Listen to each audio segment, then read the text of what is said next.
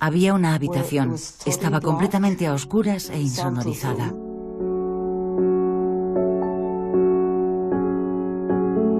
Estaba acolchada, con las ventanas cegadas, en la más completa oscuridad. Y los metían en tubos con las piernas y los brazos inmovilizados.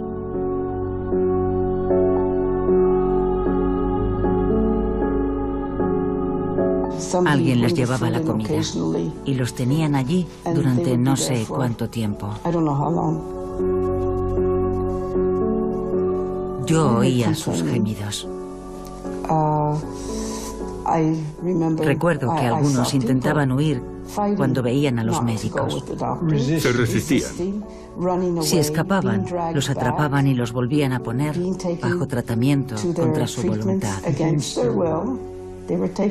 Les obligaban a hacer cosas que no querían hacer. Y cuando terminaban con ellos, estaban completamente anulados, acabados. Ya no presentaban más resistencia. No eran gritos, eran llantos. Lloraban. No querían estar allí.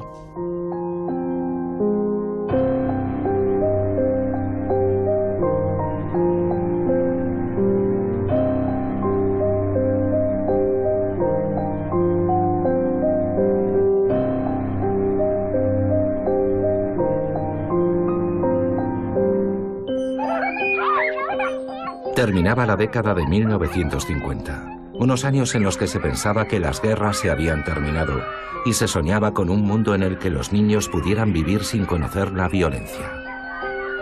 Gina Blaswell solo era una adolescente. La vida no la había tratado bien. Tras la muerte de su padre, su madre la abandonó en un orfanato. A los 16 años fue ingresada en el Hospital Allan Memorial, en el Departamento de Psiquiatría de la Universidad McGill, en Montreal. Padecía una hepatitis aguda que le había causado una severa depresión.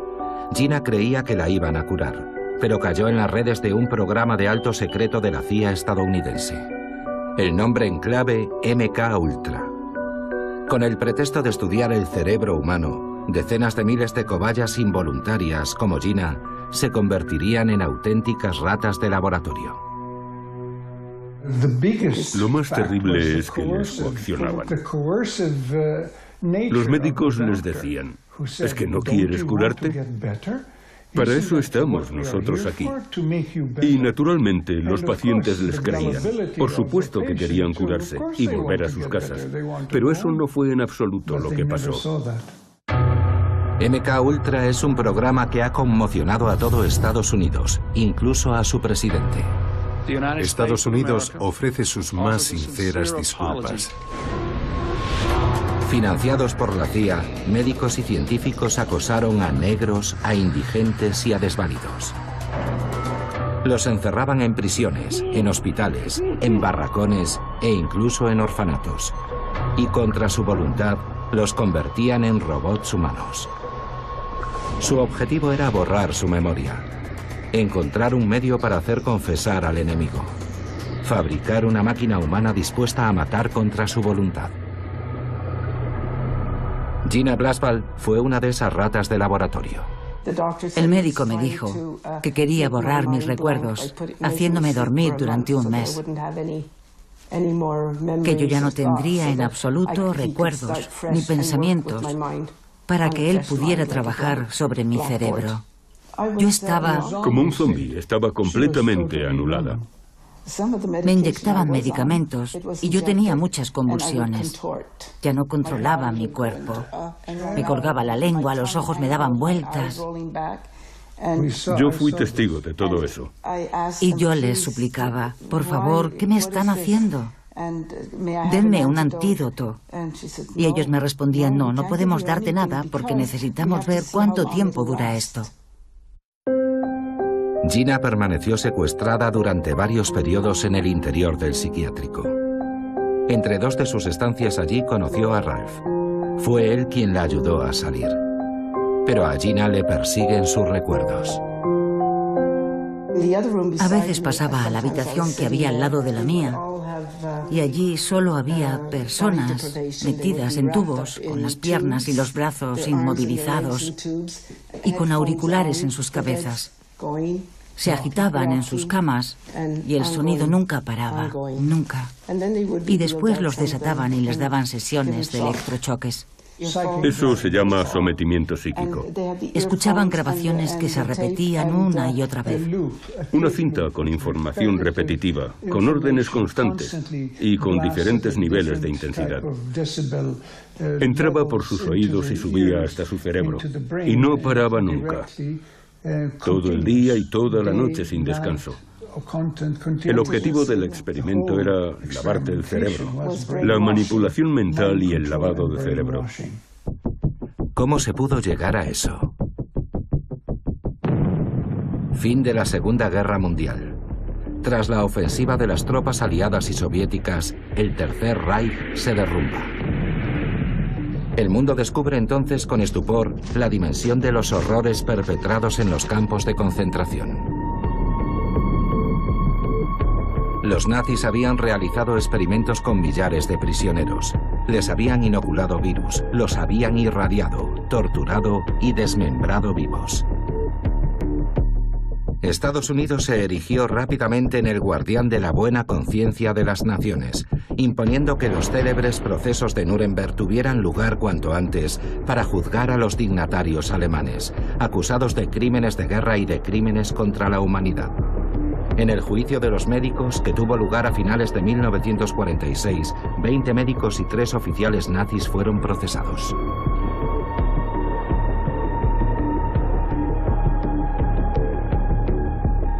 Guilty or not guilty? Nicht schuldig.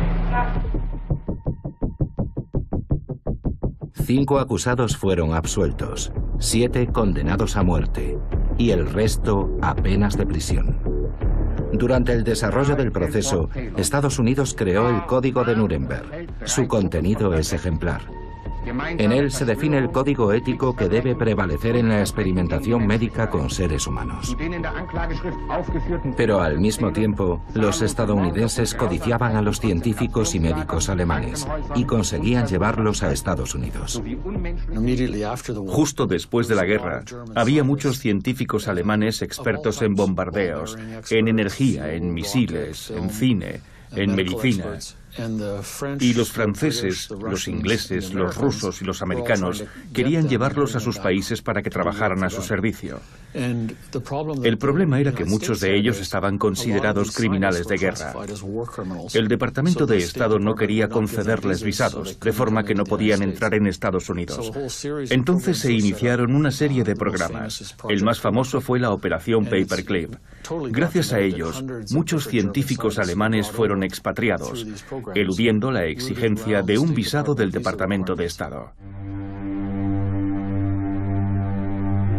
Los americanos se aprovechan de los conocimientos de esos alemanes para realizar experimentos en muchos lugares, especialmente en aquellos países que consideraban que estaban bajo su control. Fue así como entre 1946 y 1948 en Guatemala inocularon el virus de la sífilis a cientos de soldados, prostitutas, presos e incluso niños. El resultado, 83 muertos.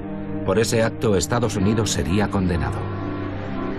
Los estadounidenses experimentan con personas desvalidas, aquellas que nunca se atreverían a protestar.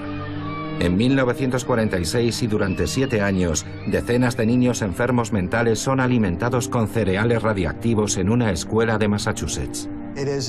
Es una terrible contradicción, una inmensa paradoja ver a Estados Unidos realizar aquellos peligrosos experimentos justo después de la guerra, después de haber llevado a los médicos nazis ante el Tribunal de Nuremberg en 1946 y 1947.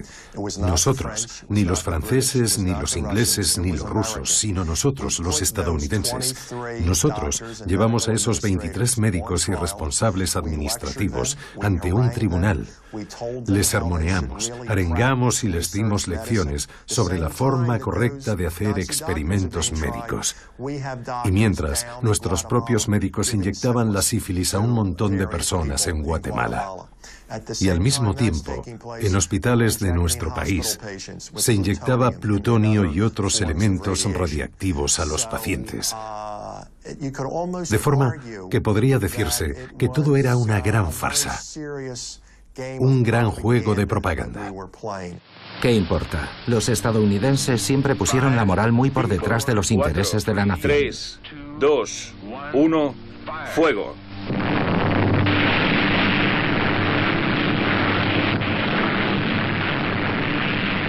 Y cuando termina la guerra, la prioridad absoluta es la tecnología nuclear. El ejército de Estados Unidos está al mando.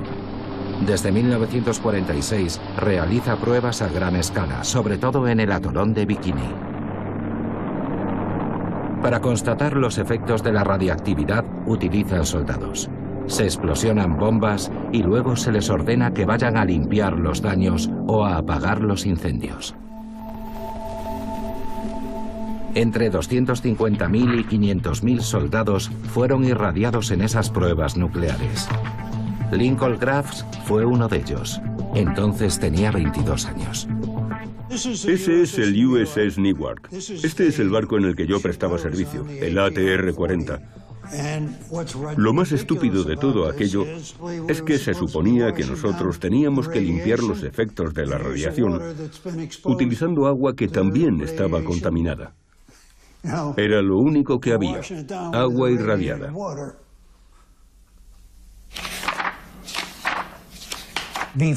Antes de que nos enviaran a Bikini, todos debíamos firmar un contrato que era básicamente el juramento de que no le contaríamos a nadie lo que habíamos visto u oído durante nuestra misión. Los soldados son las cobayas perfectas, son disciplinados e ignoran por completo el riesgo que corren. No disponíamos absolutamente de ninguna protección. Yo usaba el mismo mono que llevaba todos los días y seguí llevando la misma ropa el día que dejé la marina. La radiación es invisible. No tiene sabor ni olor y es silenciosa. Por eso es complicado establecer una relación, incluso convencer a la gente de que había estado expuesta a ella. Además, las células infectadas siguen en tu cuerpo, causando estragos. Nunca mueren. Tras su experiencia en el atolón de Bikini, Lincoln tuvo que ser hospitalizado en más de una ocasión. Su salud empeoró y la radiación afectó a toda su descendencia. Mi hija nació poco tiempo después de que yo volviera de Bikini. Durante toda su adolescencia sufrió problemas endocrinos y tuvieron que extirparle la mitad del páncreas a los 20 años por culpa de un tumor.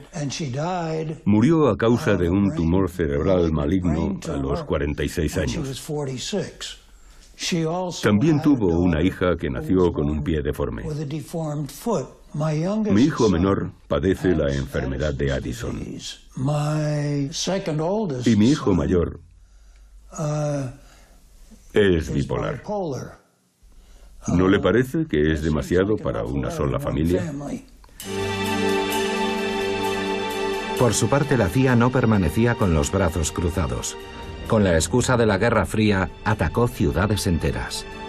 En 1950, un barco de guerra propagó una enfermedad infecciosa fumigando sobre la bahía de San Francisco. 11 personas fueron hospitalizadas y una murió de neumonía. Y no se trata de ficción. Todos esos experimentos han sido revelados por documentos desclasificados recientemente. La CIA quería llegar aún más lejos. Lo que más le interesaba era la manipulación mental, y quería hacer experimentos a gran escala, pero para hacerlo necesitaba dinero.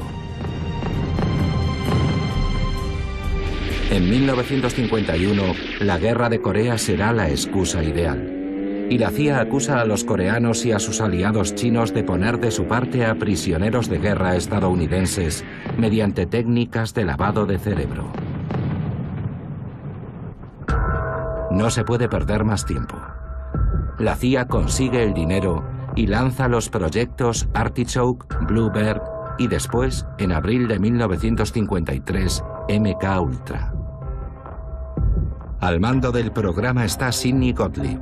Es el hombre idóneo para el trabajo. Es psiquiatra y especialista en armas químicas. Se le conoce como el hechicero negro. Desde comienzos de la década de los 50 hasta los años 70, el gobierno federal, a través del ejército de tierra, del aire, de la marina y de la CIA, realizó todo tipo de experimentos. Dar LSD a ciudadanos que no sabían qué es lo que estaban tomando. Encerrar personas en celdas acolchadas en aislamiento absoluto. Experimentos de hipnosis y radiación. Armas biológicas y armas químicas. La trituradora se había puesto en marcha. La CIA y el ejército estaban tan cegados por sus objetivos que llegaron a diseminar bacterias mediante bombillas eléctricas en el metro de Nueva York en 1966. Querían calcular la velocidad de propagación en caso de guerra biológica. Tampoco esto es ficción. Los documentos sobre esos experimentos también han sido desclasificados. Esos documentos revelan también que la CIA buscaba fabricar espías programables a distancia. En los documentos de la CIA encontramos todos esos experimentos dirigidos a crear superespías. Se trataba de crear una nueva personalidad en una cobaya y de darle una misión, por ejemplo, matar a alguien, robar documentos o infiltrarse en una red de espionaje.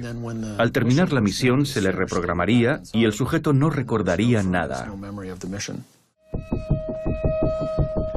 La agencia estadounidense se interesa especialmente por el LSD. En los años 50 esa droga no es ilegal. La CIA recluta voluntarios dispuestos a viajar a expensas de los servicios secretos. Algunos hablaron abiertamente de su experiencia, como Ken Kesey, un escritor de éxito que creía que las drogas estimulaban la creatividad. Él probó el LSD en un experimento oficial.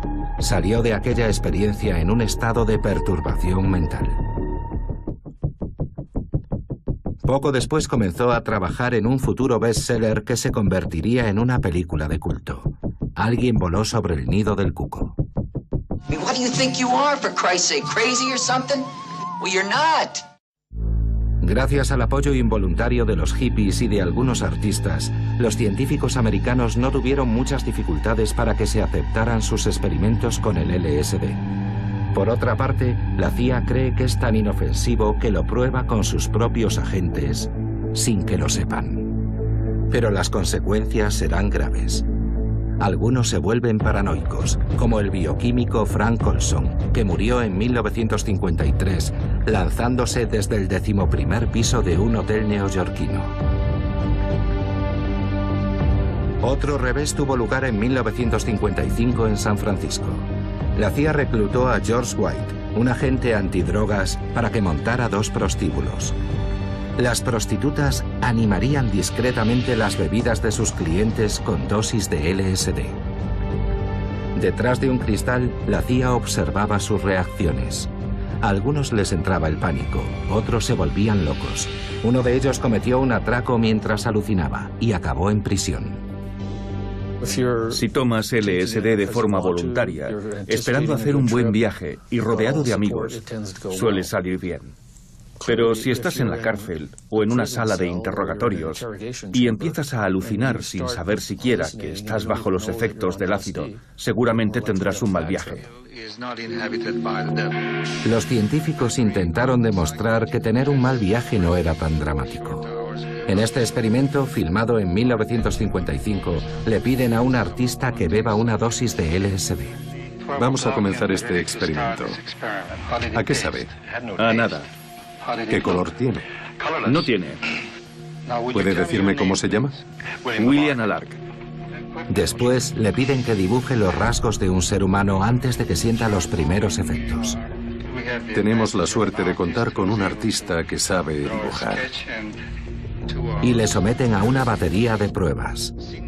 Pocas horas después, el artista debe volver a dibujar un retrato. Pero no lo consigue. Y poco a poco, bajo la mirada del psiquiatra, cae en un estado de esquizofrenia. Está volviendo a emocionarse. Mire la imagen. Mírela. Mírela. Y concéntrese en las cejas. Es donde estaba. Ahora mire las dos imágenes y compárelas. Los ojos, por ejemplo, me parecen iguales. Estas imágenes de propaganda sugerían que los experimentos estaban supervisados y que no eran peligrosos. Pero la realidad era menos presentable. El LSD fue seleccionado porque todo el mundo lo conocía, pero durante una comisión del Senado de los años 70, el alto mando del ejército hizo pública una lista de 125 productos utilizados en el marco de sus experimentos sobre el control mental. Y a eso hay que sumar los de la Marina, el Ejército del Aire y la CIA. La CIA y el ejército competían en sus demenciales prácticas. El ejército también realizaba experimentos a gran escala, sobre todo en el arsenal de Edgewood, donde se probaban armas químicas con la inestimable ayuda de algunos científicos del Tercer Reich. Pero también se experimentaba con drogas que afectaban a la conducta. Ese departamento estaba dirigido por un psiquiatra militar, James Ketchum. Allí experimentó con más de una treintena de productos tóxicos. Ketchum se interesó por el LSD, pero sobre todo por el bencilato o BZ, una droga mucho más potente que el LSD. ¿Cuál era el objetivo de sus investigaciones?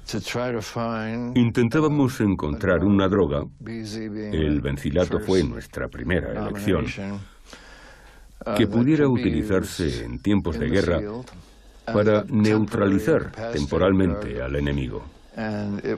De hecho, se consiguió, y se fabricaron algunas pequeñas bombas que podían usarse sobre el terreno. Las bombas llevaban bencilato y podían explotar sobre el campo de batalla. No eran armas de destrucción masiva, estaban destinadas a ser usadas en un lugar determinado que podía ser rodeado y controlado, pero no invadido, sin arriesgarnos a sufrir muchas bajas en nuestro bando. Para sus experimentos, James Ketchum utilizaba soldados. No menos de 7.000 hicieron de cobayas para los laboratorios Edgewood. Ketchum afirma que todos eran voluntarios, pero varias decenas de soldados siguen pleiteando contra el ejército hoy en día por los efectos secundarios que ellos atribuyen a esas drogas. Imputado, el psiquiatra militar considera absurdas esas acusaciones. Claro que no era tortura. No podía serlo. Los manteníamos en celdas acolchadas, con enfermeras y ayudantes. Y los médicos supervisábamos cómo estaban y cuáles eran los efectos. Los voluntarios estaban muy contentos de participar. Nosotros teníamos que seleccionar a 3 o 4 entre todos los que se presentaban. Y todo eso duró 20 años. En Nueva York hemos encontrado a uno de los soldados que participó en los experimentos de James Ketchum. Se llama Tony Mannheim y en 1958, cuando fue reclutado, su superior le propuso participar en pruebas de equipamientos militares a cambio de más permisos. Él firmó un acuerdo, pero no fue informado de lo que iba a probar. Cuando llegamos, nos invitaron a una especie de copa de bienvenida para conocer al personal de la base de Edgewood que realizaba las pruebas. Pero ninguno de nosotros sabía, y deberíamos haberlo sabido, que había drogas en las bebidas. Así que fue muy desconcertante sentir los efectos de esos productos que atacaban nuestro cerebro, fuera LSD u otra cosa. El objetivo de todo eso era ver si nos producía una sensación de paranoia o nos desorientaba.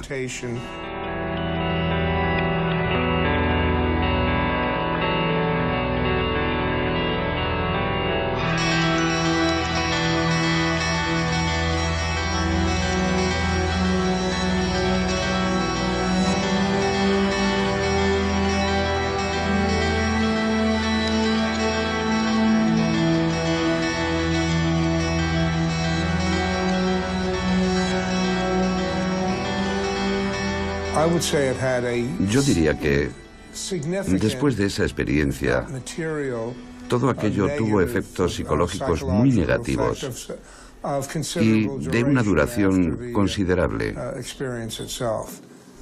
¿Durante cuánto tiempo? Años, de meses a años, más que días y semanas. Ketchum afirma que los ensayos se realizaban bajo una estrecha supervisión y que su propio equipo nunca había cuestionado la ética de sus experimentos.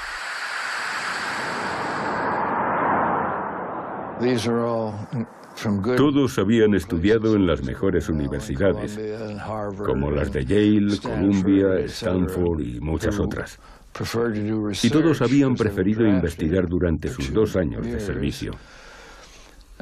Estaban destinados en el arsenal de Edgewood y en todos los casos, salvo una excepción, estuvieron de acuerdo en llevar a cabo el mismo tipo de ensayos que yo hacía y que les pedía que hicieran. Ketchum se defiende invocando el apoyo de sus colegas, lo cual resulta más inquietante que tranquilizador. Y él no puede ignorar que mientras experimentaba sus drogas con miles de soldados, el ejército se interesaba por otras sustancias aún más destructoras. Sustancias que no se atrevieron a ensayar con sus propios soldados. Eran sustancias tan potentes que solo se podían probar en un lugar aislado, cerrado y vigilado. Las prisiones eran el lugar perfecto. Fue Allen Honblum quien denunciaría al sistema. En aquella época él trabajaba para el sistema penitenciario que le había destinado a la prisión de Holmesburg, en Pensilvania. Cuando llegué a la prisión de Holmesburg, me impresionó ver a decenas de presos con el torso desnudo y con el cuerpo cubierto de vendajes y apósitos. No podía creer que fuera a trabajar en un entorno tan violento. Todos los presos parecían haber participado en una pelea con navajas, como si hubiera habido una guerra de bandas en la prisión. Al día siguiente les pregunté a los guardias qué había pasado y si la prisión era realmente un sitio tan peligroso. Ellos se rieron de mí y me contestaron: señor Honblum, no es una guerra de bandas. Son ensayos de perfumes para la Universidad de Pensilvania. En Holmesburg, al igual que en una veintena de centros penitenciarios de todo el país, la CIA o el ejército convertían a los presos en ratas de laboratorio.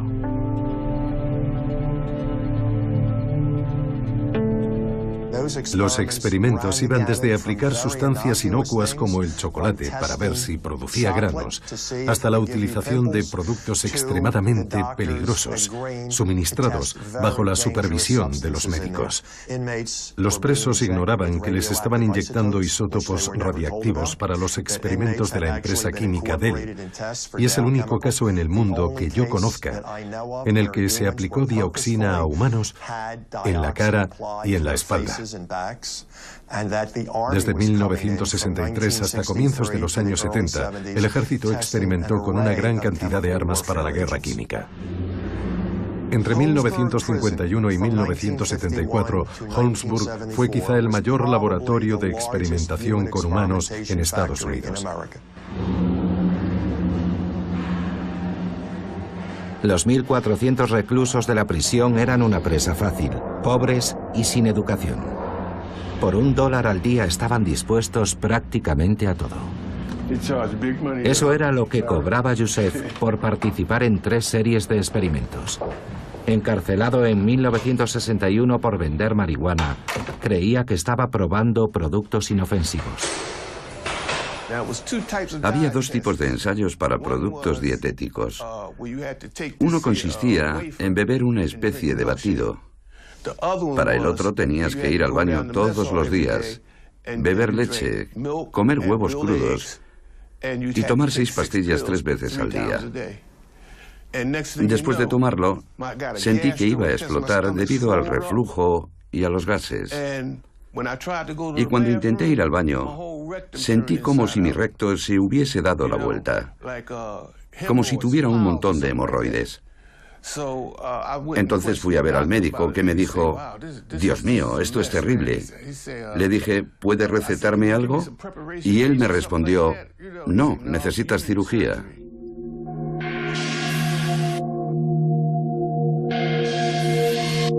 Tras los muros de la prisión, los servicios estadounidenses se sienten todopoderosos. No existen límites para ellos.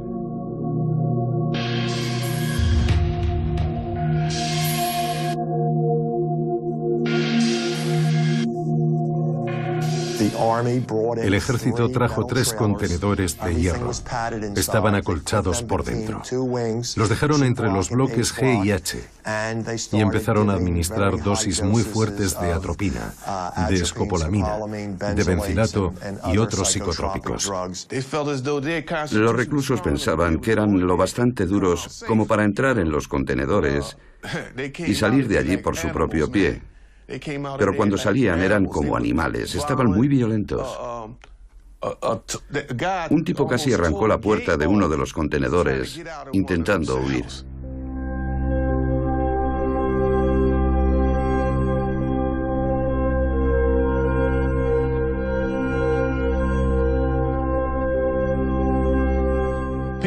La gente salía con problemas mentales de esos ensayos. Sobre todo de las pruebas con LSD y con los alucinógenos que la CIA y el Pentágono nos metía en el organismo en esas celdas acolchadas. Nos los inyectaban, los mezclaban con nuestra comida o nos los daban en pastillas. ¿Y qué nos ha quedado? Problemas mentales, locura. Joseph salió de prisión con el organismo destrozado. Los médicos lo declararon parcialmente inválido. Cuando salí de prisión, pensaba que estaba bien. Y enseguida, todo lo que había probado empezó a atormentarme de nuevo, en especial los sarpullidos producidos por el primer ensayo. Tenía las manos y los pies hinchados como pelotas. Las uñas me crecían como garras. Y mi cuerpo apestaba, olía como un cadáver.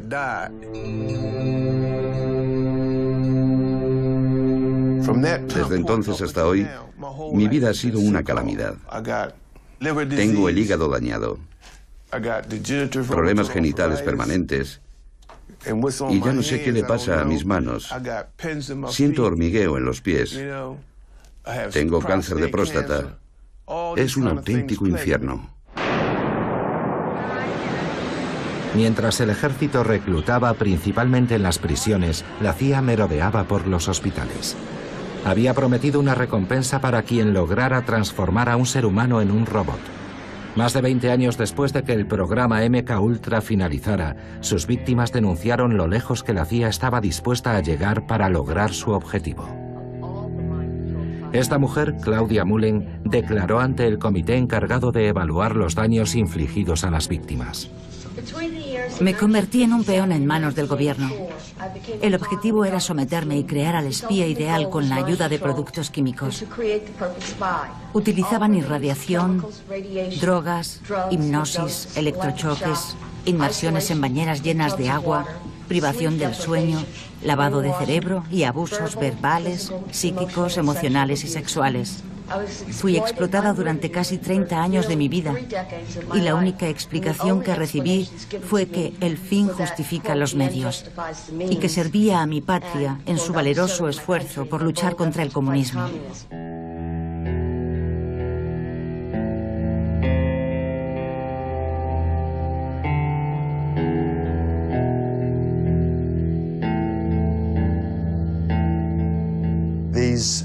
Los grupos más vulnerables eran utilizados como ratas de laboratorio.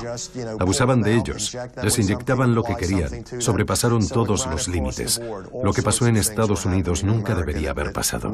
Si hubieran hecho lo mismo en la Alemania nazi, los habríamos denunciado y les habrían declarado culpables. Pero todo eso no ocurrió allí, ocurrió aquí.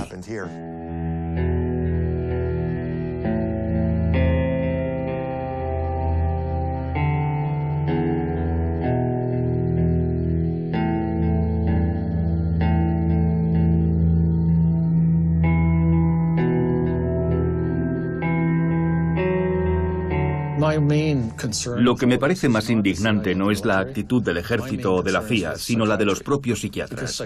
Porque ellos, junto con los científicos y los cirujanos, participaban en todo eso. Y la CIA no habría podido hacerlo sin su participación. Las más altas instancias de la psiquiatría hicieron todo lo posible para que no saliese a la luz. Y no se trataba de un par de psiquiatras desconocidos, sino de los principales nombres de la psiquiatría. Y en ese escenario, un hombre destacó sobre todos los demás, Ewen Cameron, un psiquiatra escocés que fue elegido presidente de la respetada Asociación Mundial de Psiquiatría. Él mismo fue el responsable de la evaluación de los médicos alemanes juzgados durante el proceso de Nuremberg. Ewen Cameron fue reclutado por la CIA en 1957 y desde entonces se sintió investido de un poder absoluto.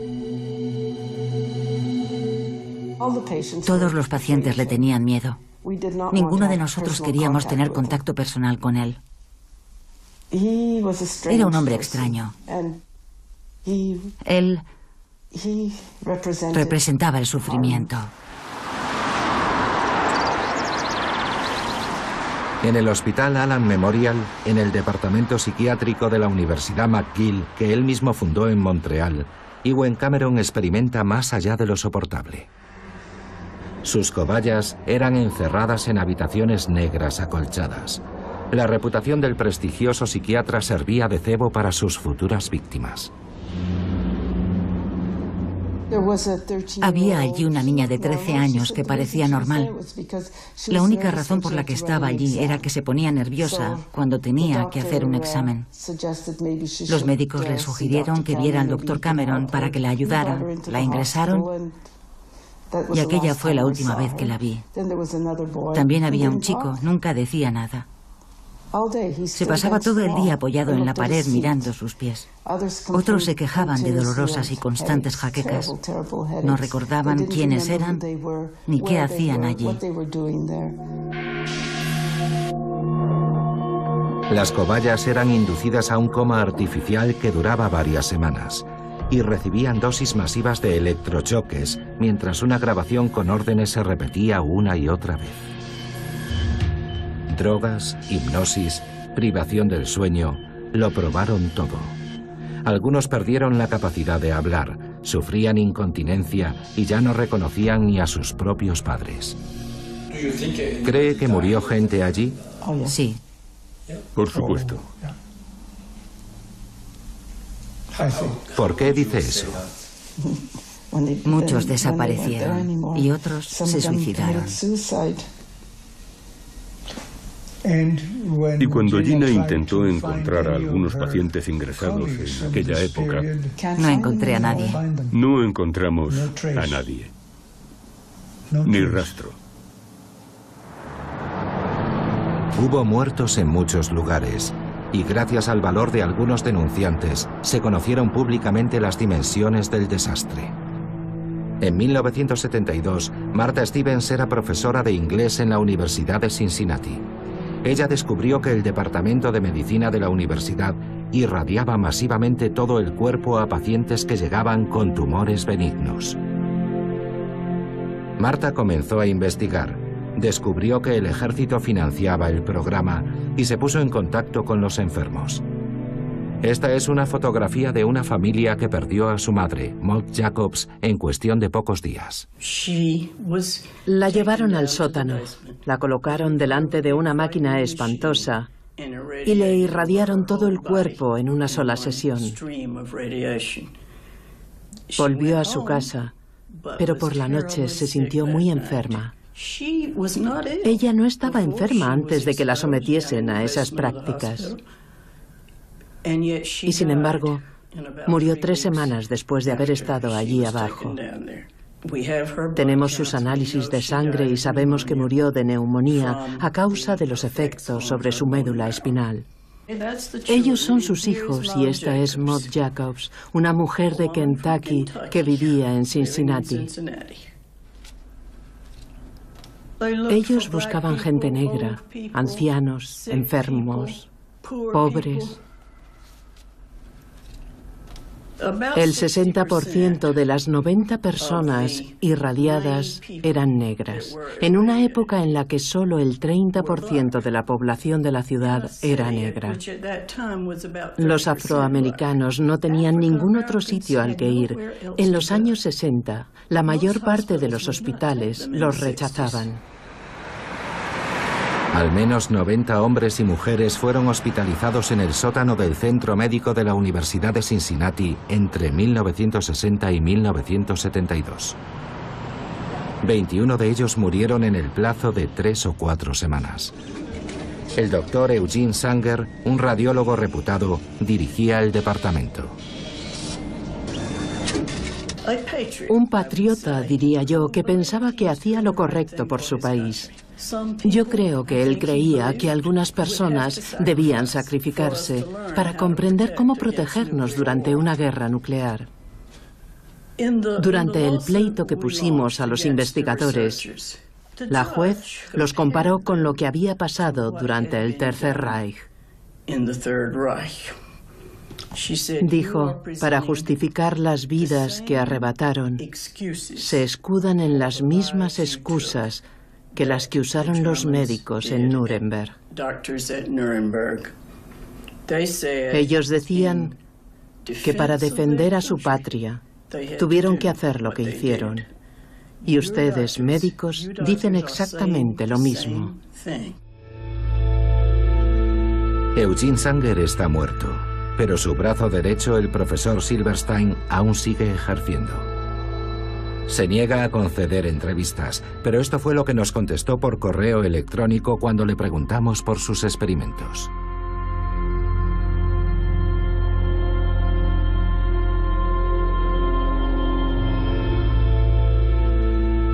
Es una extraña afirmación, considerando que la Universidad de Cincinnati fue condenada a indemnizar a las familias con $5 millones. Pero la CIA no se paró ahí. Los informes secretos revelarían más experimentos inimaginables. Hay gente que cree que todo eso ocurrió y otra que no. Y hay un intenso debate entre los dos bandos. A mí lo que me interesa es lo que dicen los documentos.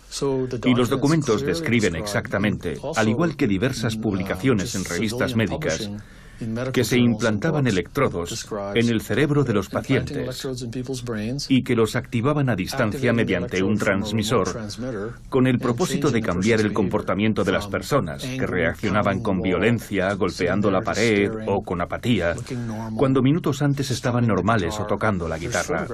Hay fotos publicadas en libros y revistas. En ellas vemos gatos y monos, pero también a hombres a los que habían colocado electrodos en el cerebro para controlar su conducta a distancia. Es un hecho científico demostrado.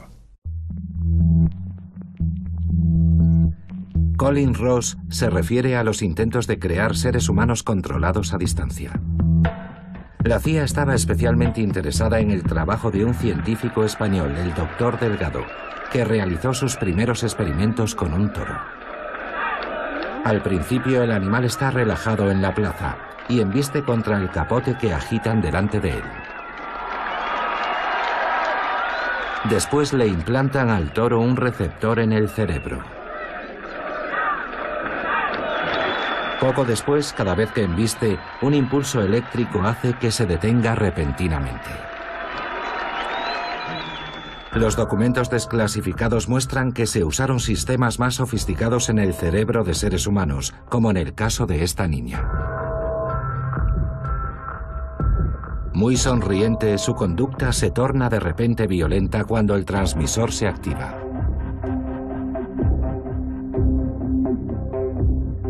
Pocas veces se había alcanzado semejante grado de crueldad. ¿Cómo se puso fin a esos absurdos experimentos? Las cosas se precipitaron a comienzos de los años 70. En 1972, el escándalo del Watergate siembra el pánico en la CIA. La agencia había destrozado todos los códigos éticos y su director, Richard Helms, no había informado al presidente de lo que se tramaba en sus laboratorios. En 1973, Helms ordenó la destrucción de todos los documentos relativos al programa MK-Ultra y también que se pusiera fin a los experimentos. Dimitió inmediatamente después. En 1974, el presidente Gerald Ford juró su cargo. Quería saber todo lo que estaba pasando y se centró especialmente en la CIA. En 1975 puso en marcha la primera comisión de investigación. Pero todo se complica cuando los responsables de la agencia llamados a declarar, como el Dr. Lasbrook, mienten, evitan las preguntas o minimizan los hechos. Habíamos oído decir que se podían conseguir grandes cosas gracias a la hipnosis. En uno de nuestros proyectos teníamos un hipnotizador que hacía experimentos para intentar definir los límites de la hipnosis. ¿Era posible obligar a alguien a hacer cosas que no quería hacer mediante la hipnosis? Como sucede a menudo, la fortaleza comenzó a resquebrajarse por dentro. Un archivero encontró muchas cajas olvidadas por el director de la CIA y las entregó a la comisión de investigación. Parte de ese millar de documentos son ahora públicos. Colin Ross ha tenido acceso a esas 20.000 páginas. Bien, aquí tenemos el proyecto 14 del programa MK-Ultra. Así son estos documentos. Hay muchas páginas donde no hay gran cosa. La gran mayoría son informes financieros. Este está firmado por Sidney Gottlieb, el responsable del programa. Hay muchas cosas que han suprimido. Estos documentos son solo una gota de agua en el océano de los experimentos, pero demuestran que la CIA había puesto en marcha al menos 149 programas, en los que colaboraban 80 instituciones, incluidas algunas de las universidades más importantes de Estados Unidos. La aparición de los documentos obligó al Senado a abrir varias investigaciones. Fue así como se descubrió la extensión de los tentáculos de la CIA, infiltrada en toda la maquinaria del poder. ¿Financia la CIA a muchas personas que trabajan en el seno de grandes periódicos nacionales? Tenemos personas que escriben para periódicos nacionales. ¿Financia la CIA a personas que trabajan para las televisiones nacionales?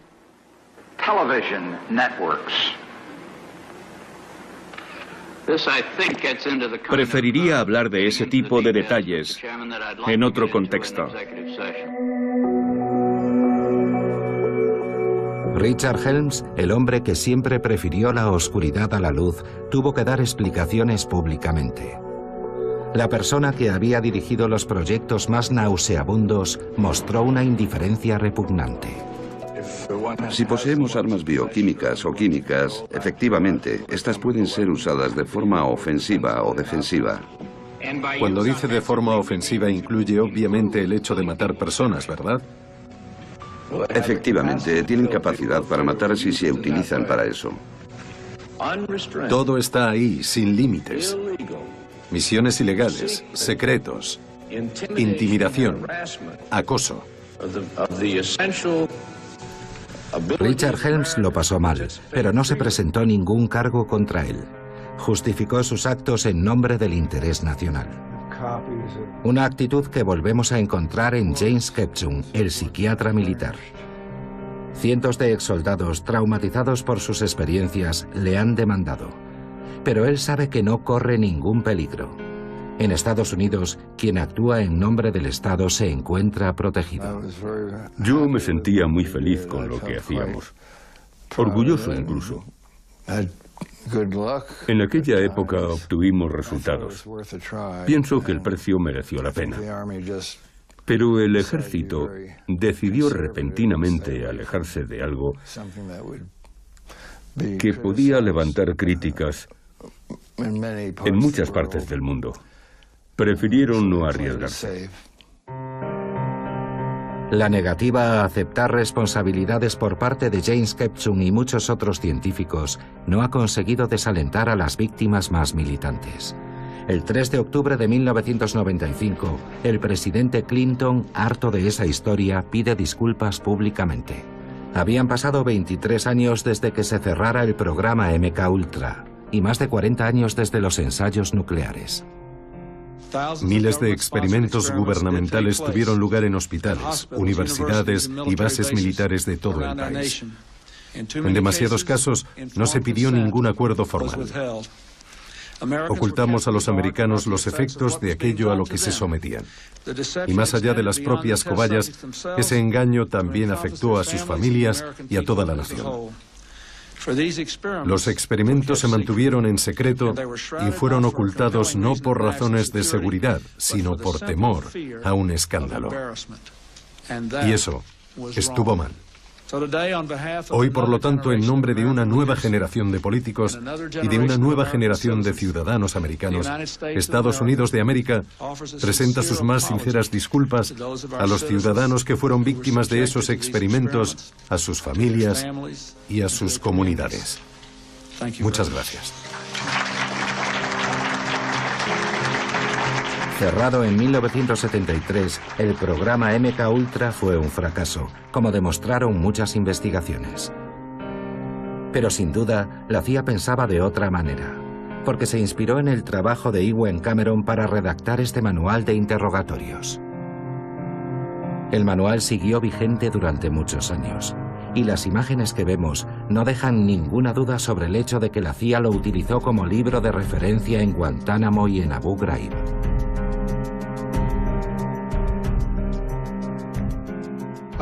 Estoy convencido de que todavía hoy las técnicas de control mental siguen siendo utilizadas por todos los servicios secretos del mundo. Y sin duda, también por los terroristas. ¿Por qué lo creo? Solo hay que mirar las fotos que se hicieron en Guantánamo y en la prisión de Abu Ghraib. Ahí aparecen todos los ingredientes de la manipulación mental diseñados por la CIA en los años 50. Por ejemplo, sabemos que el interrogatorio ofensivo, término de moda en Inglaterra y Estados Unidos, no es más que un lavado de cerebro. Son las mismas técnicas: descargas eléctricas, posturas incómodas, humillaciones sexuales o culturales, privación del sueño o del alimento, perros de presa, amenazas de muerte, técnicas del policía bueno y el policía malo. Todo eso es manipulación mental. Sería ingenuo creer que las cosas han cambiado, porque en 2014 la historia volvía a repetirse. 19 años después de Bill Clinton, Barack Obama, desbordado por las revelaciones sobre las torturas perpetradas por la CIA, tiene que dar explicaciones. Antes de asumir mi cargo, dije claramente que tras el 11 de septiembre habíamos hecho cosas que no deberíamos haber hecho. Hemos hecho muchas cosas que eran justas, pero hemos torturado a personas. Disculpas públicas que solo tienen un valor simbólico para Gina y Ralph Blasman. Solo un pequeño número de víctimas del proyecto MK-Ultra han tenido el valor de llevar sus denuncias ante los tribunales. Los juicios son largos y la CIA se resiste a abrir sus archivos. Traumatizada y exhausta por su experiencia, Gina ha renunciado a intentar que se haga justicia por aquello que tuvo que sufrir.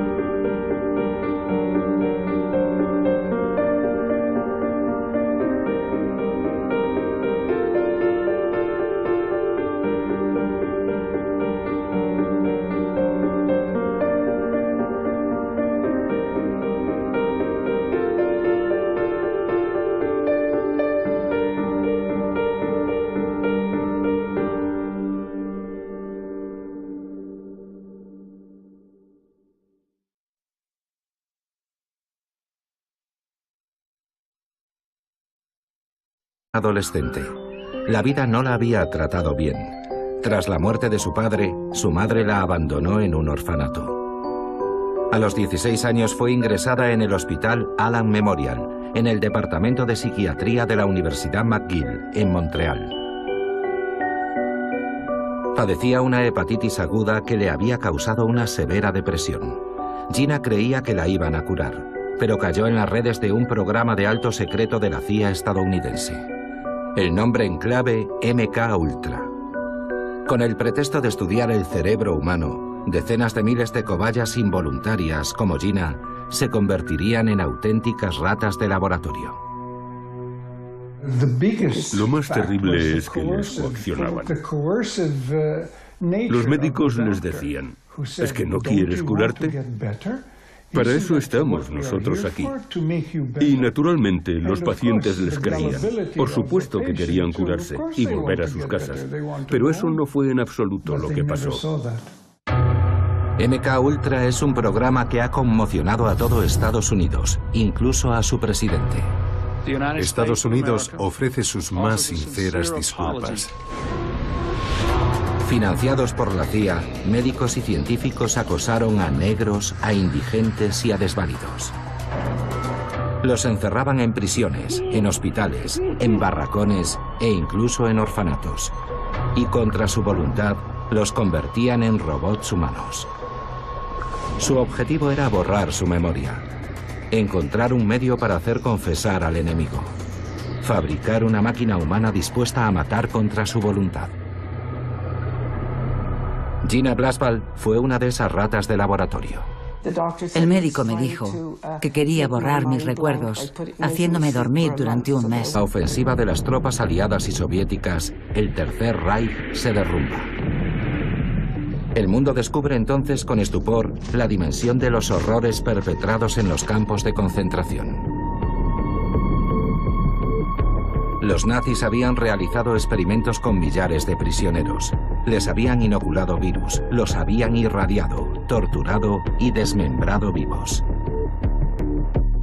Estados Unidos se erigió rápidamente en el guardián de la buena conciencia de las naciones, imponiendo que los célebres procesos de Nuremberg tuvieran lugar cuanto antes para juzgar a los dignatarios alemanes, acusados de crímenes de guerra y de crímenes contra la humanidad.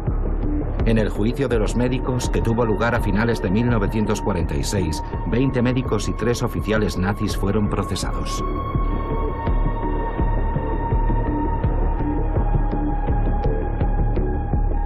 Guilty or not guilty?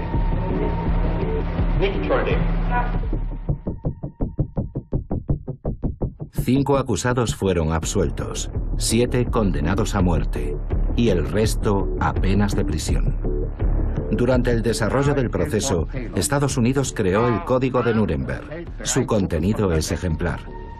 En él se define el código ético que debe prevalecer en la experimentación médica con seres humanos.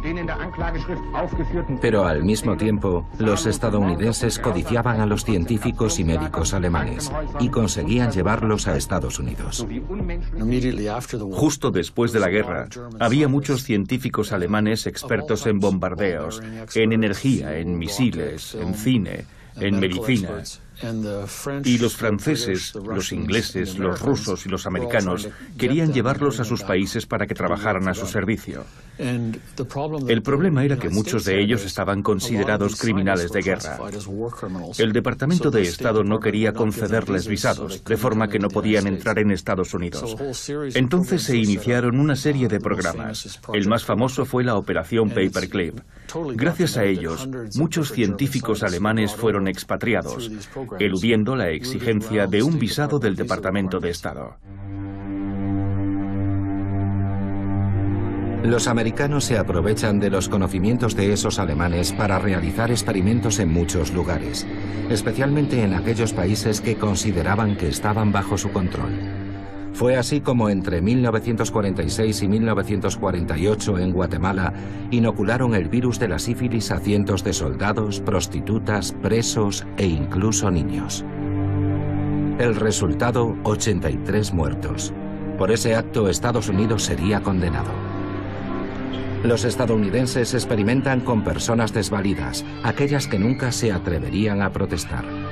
En 1946 y durante 7 años, decenas de niños enfermos mentales son alimentados con cereales radiactivos en una escuela de Massachusetts.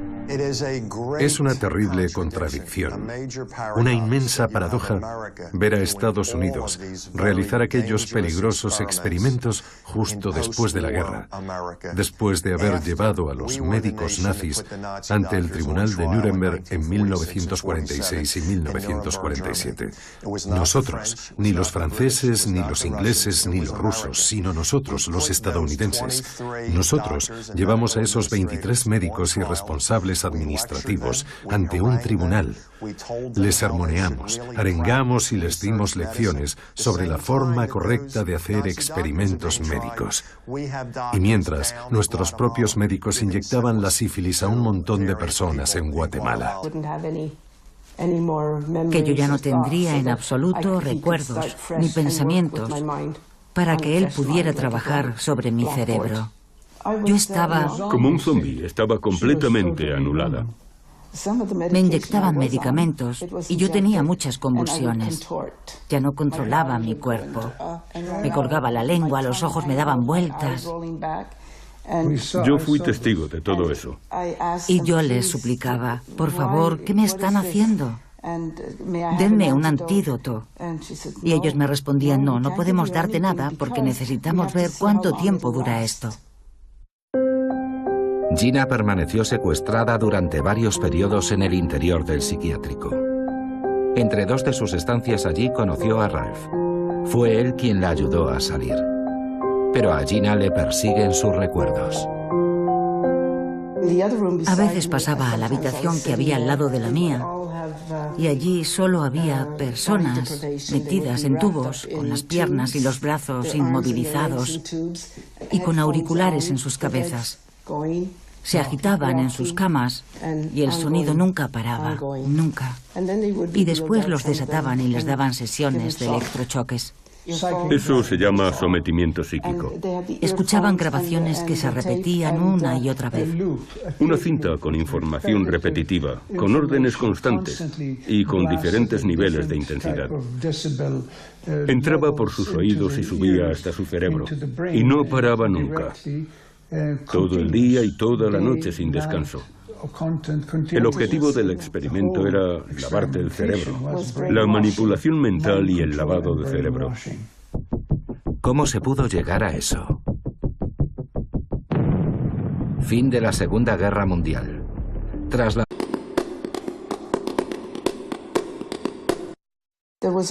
Había una habitación. Estaba completamente a oscuras e insonorizada.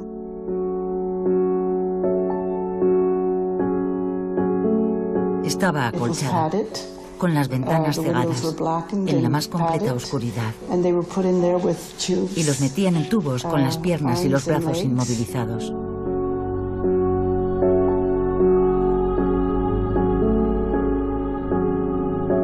Alguien les llevaba la comida y los tenían allí durante no sé cuánto tiempo.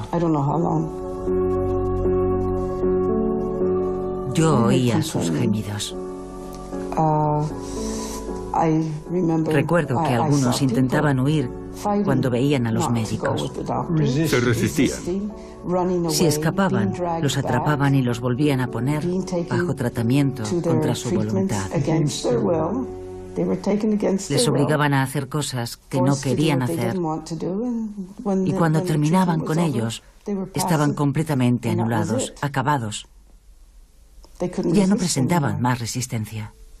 No eran gritos, eran llantos. Lloraban. No querían estar allí.